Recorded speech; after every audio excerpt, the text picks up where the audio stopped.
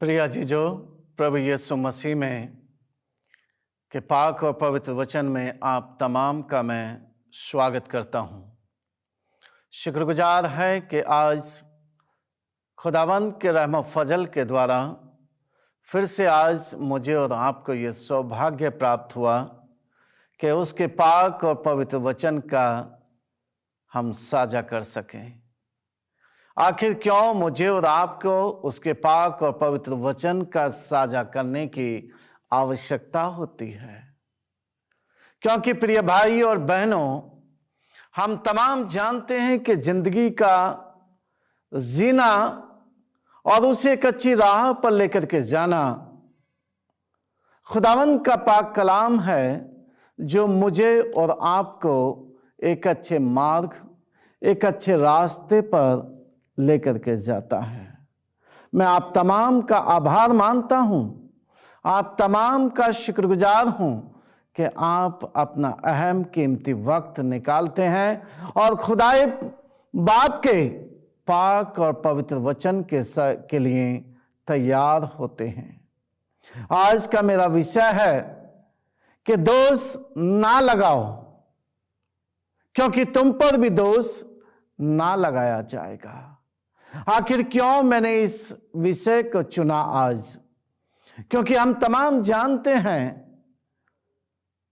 कि हम दोष लगाते बड़े आसानी से हैं, लेकिन जब वही दोष हमारी तरफ आता है तो हम तिलमिला जाते हैं, हम बौखला जाते हैं। हमारे दिल और दिमाग के जितने भी तार हैं वो बहुत तेजी से दौड़ने शुरू हो जाते हैं, और उससे भी ऊपर हम अपने आप को बचाने की कोशिश करते हैं कि अब हम कैसे बचाएं। इसलिए खुदा का पाक कलाम जो है आज मुझसे और आपसे जो है इस विषय में बात करना चाहता है कि दोष मत लगाओ, वरना तुम पर भी दोष लगाया जाएगा। अगर आपके पास में खुदा का पाक कलाम है, पवित्र शास्त्र है, तो मेरे साथ में निकालिए रोमियो की पुस्तक, उसका 2 अध्याय और उसकी जो है यहां पढ़ेंगे 3 और 6 आयत तक। यहां पर क्या लिखा है? प्रिया जीजो, रोमियो की पुस्तक उसके 3 अध्याय में इस प्रकार से लिखा है, हे मनुष्य, तू जो ऐसे ऐसे काम करने वालों पर दोष लगाता है, हे मनुष्य, तू जो ऐसे काम करने वालों पर दोष लगाता है, ये मैं नहीं कहता, ये पौलुस की पत्री जो है खुदा के वचन मुझसे और आपसे जो है आज बातचीत कर रहे हैं, रूबरू हो रहे हैं मैं और आप खुदा के पाक कलाम के साथ। लिखा है, और आप वे ही काम करता है, क्या यह समझता है कि तू परमेश्वर के दंड की आज्ञा से बच जाएगा? कलाम कहता है, प्रिया जीजो, हे मनुष्य, तू जो ऐसे काम करता है, कैसे? जिनका दंड तुझ पर निश्चय है, और तू सोचता है कि मैं खुदा की दंड से जो हूं बच जाऊंगा, ये नामुमकिन है तेरे लिए, बच नहीं सकता, क्योंकि खुदा की नजरें हर जगह पर जो है वो कायम रहती हैं। चाहे आप 7 तालों में जाकर के बंद क्यों ना हो जाएं, चाहे आप किसी भंवरे में जाकर के क्यों ना बंद हो जाएं, जहां तक क्या किसी आवाज का आपके पास तक पहुंचना नामुमकिन हो, लेकिन खुदा की नजरें आपको वहां ढूंढ लेती हैं। क्यों?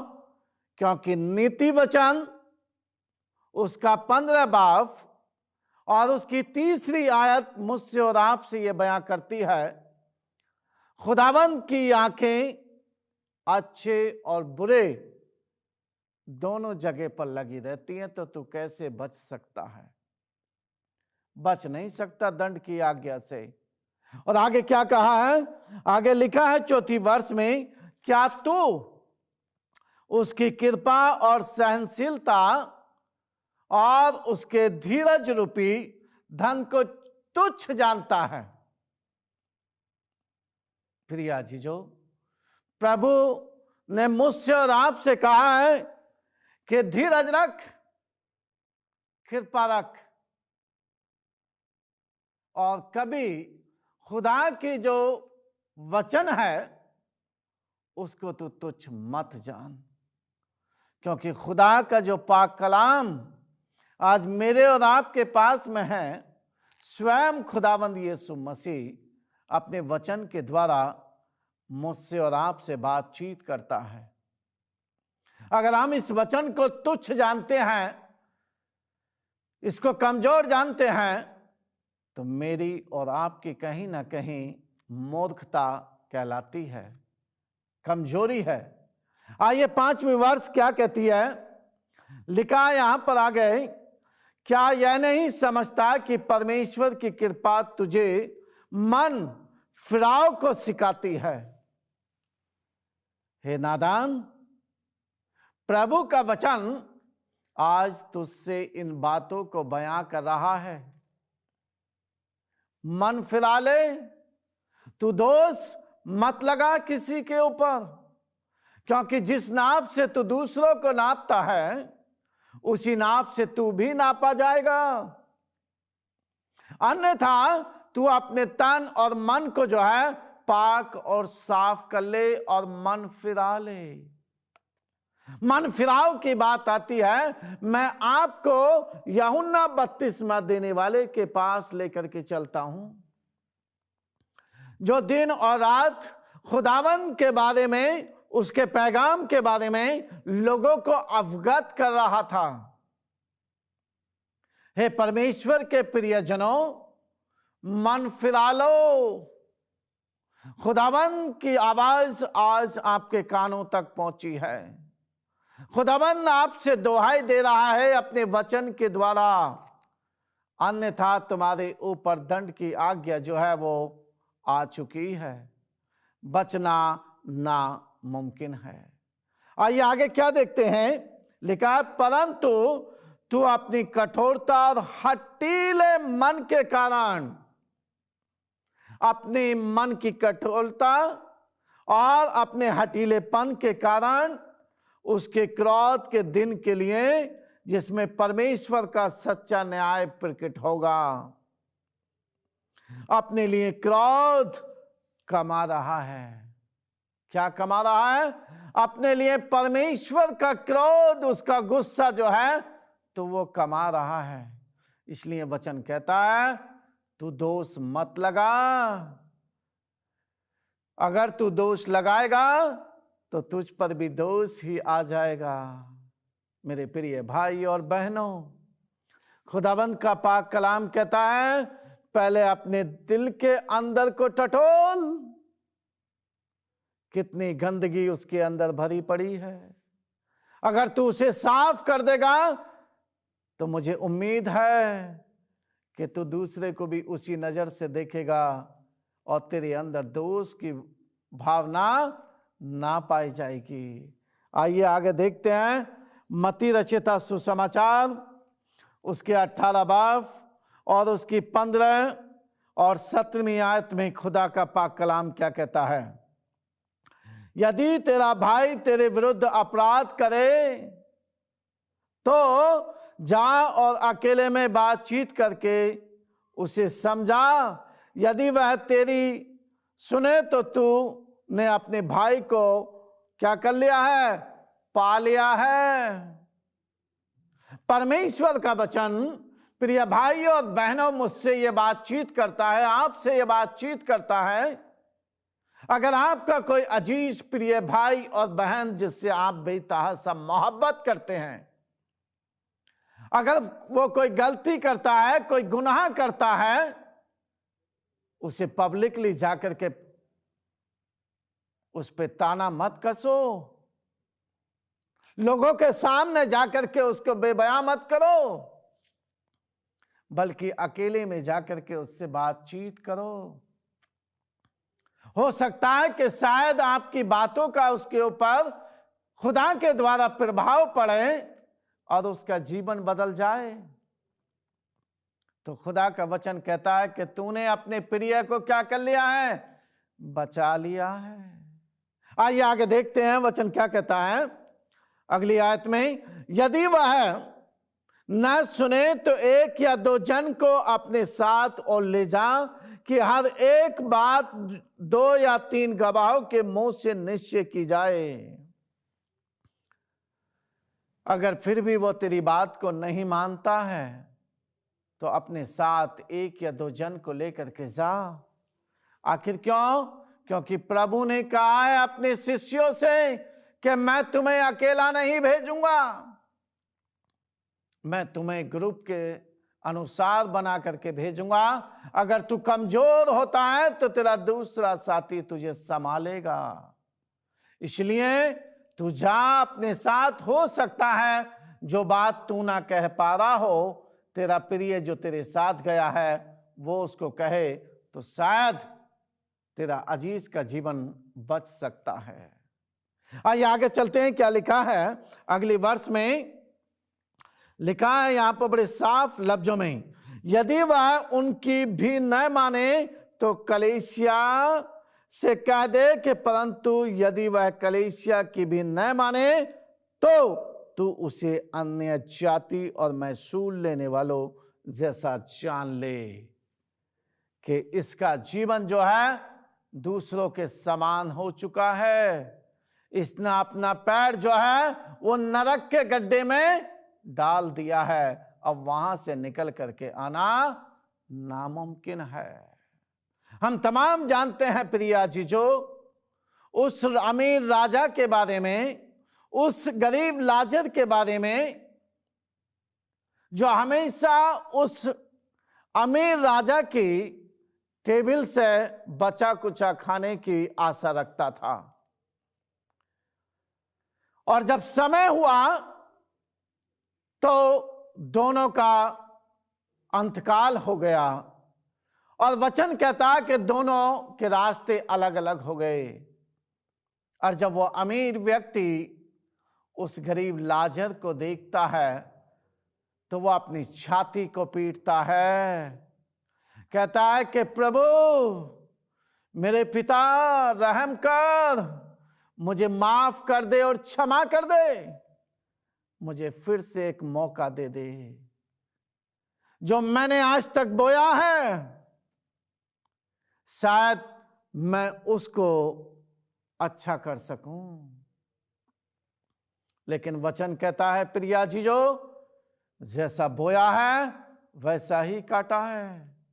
अगर आज आप किसी के ऊपर दोष लगाते हैं तो आपके ऊपर भी दोष आना निश्चय है, क्योंकि यह अधिकार खुदावंद यीशु मसीह ने आपको नहीं दिया है, ना ही मुझको दिया है।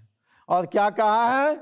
याकूब की पत्री उसका 1 अध्याय और उसकी 14वीं वर्ष पढ़ेंगे। यहां पर याकूब उसका 1 अध्याय और उसकी 14वीं वर्ष में लिखा इस प्रकार से, परंतु प्रत्येक व्यक्ति अपनी ही अभिलाषा से खींचकर और फंसकर परीक्षा में पड़ता है। हमारी खुद की अभिलाषाएं, हमारी खुद की भावनाएं, हमारे खुद के लालच हमें गुनाह में डाल देते हैं। हम उस गुनाह भरे रास्ते पर चलना शुरू कर देते हैं जहां क्या बहुत सारे अनगिनत कांटे होते हैं। और जब वो कांटे हमारे पैरों में चुभते हैं तो बड़ा दर्द होता है नस्तर की तरह। प्रिया जी जो जब हम गुनाह भरे रास्ते पर चलते हैं और कदम कदम पर जब हमें धोखा मिलता है, कदम कदम पर जब हमें फ्रेम मिलता है, कदम कदम पर जब हम चलते हैं तो हमारे आंसू टपकते हैं कि हाय मुझ पर कि मैंने बहुत देर कर दी। मैंने सदैव और हमेशा दूसरों पर दोष लगाया, कभी अपने अंदर के बैठे हुए इंसान को नहीं जगाया। आज मेरे और आपके पास में प्रियजनों मौका है ताकि मैं और आप जो हैं अपने अंदर के बैठे हुए इंसान को जगाएं, ताकि मेरे और आपके अंदर जो बैठा हुआ इंसान है वो जाग जाए और किसी चीज की मुझे और आपको जो है रुकावट ना बन सके और मेरे और आपके सामने कोई बाधा ना आ सके। प्रिय भाई और बहनों, मेरा आपसे आज यही निवेदन है, यही प्रार्थना है, किसी के ऊपर दोष मत लगाओ, लालच के पीछे मत दौड़ो, क्योंकि लालच आपको दिन प्रतिदिन गुनाह के मार्ग पर लेकर के जा रहा है। और जब आप गुनाह में फंसते जाएंगे तो आपका जीवन गुनाह में उलझता चला जाएगा और आप वहां से निकलने की कोशिश करोगे, निकल नहीं पाएगा। खुदा ने कहा है कि जो उद्धारता के पल मैंने तुझे दिए हैं उन्हें गिनना सीख जा, उनमें रहम कर, दया कर, किसी के दिल को तेरे से ठेस ना पहुंचने पाए, क्योंकि तेरा चुनाव किसी और ने नहीं किया है, मैंने स्वयं किया है। यूहन्ना रचित सुसमाचार उसके 15 बाब की 16वें वर्ष में लिखा है कि आपने मुझे नहीं चुना बल्कि मैंने आपको चुना है। और किस लिए?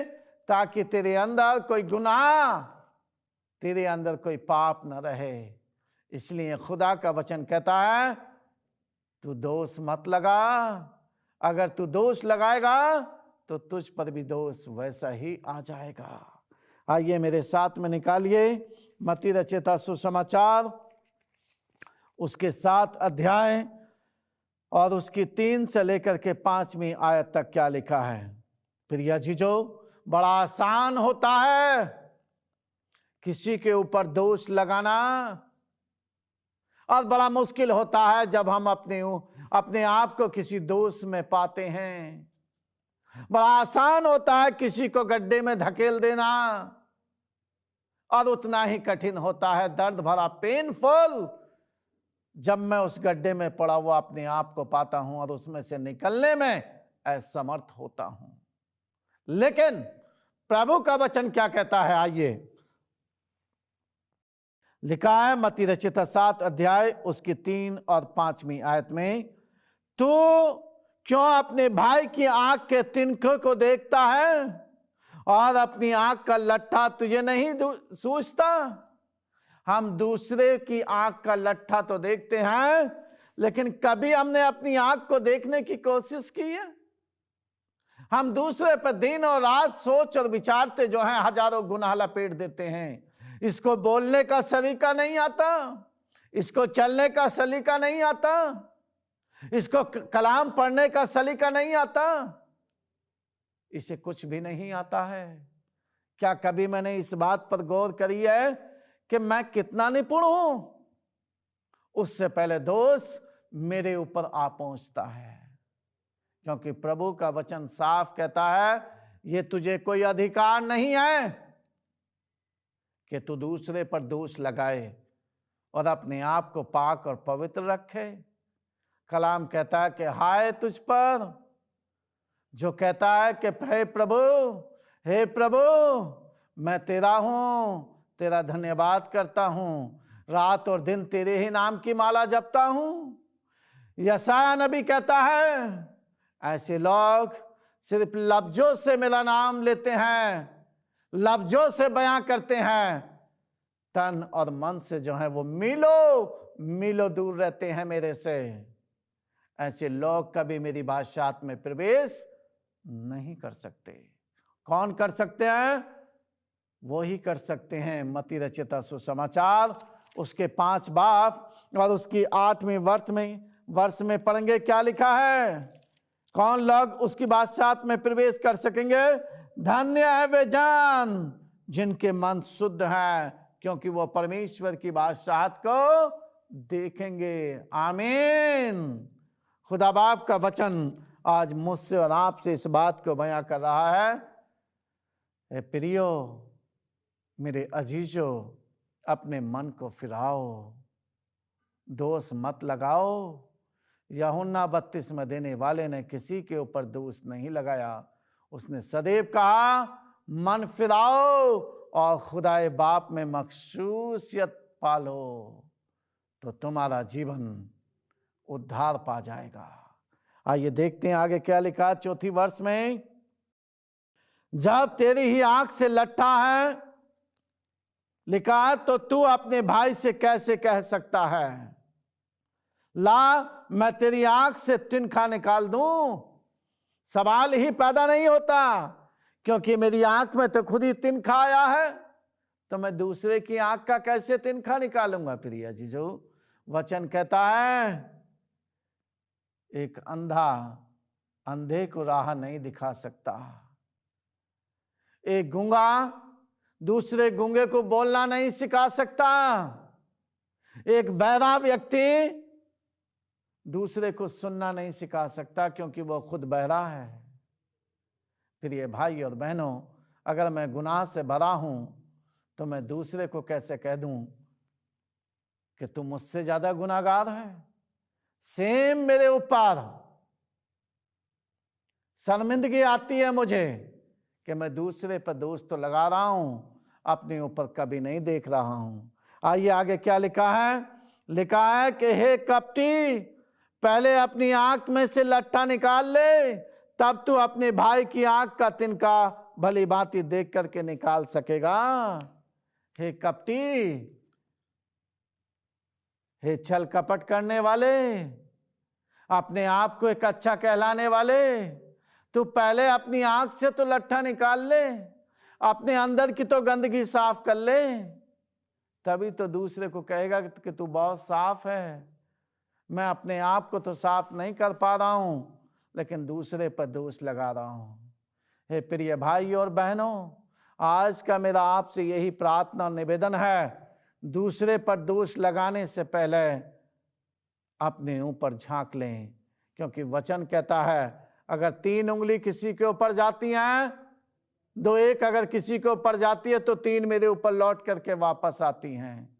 इसलिए आज का मेरा विषय है, दोष मत लगाओ किसी के ऊपर, वरना तुम पर भी दोष लगाया जाएगा। आइए दुआ करें।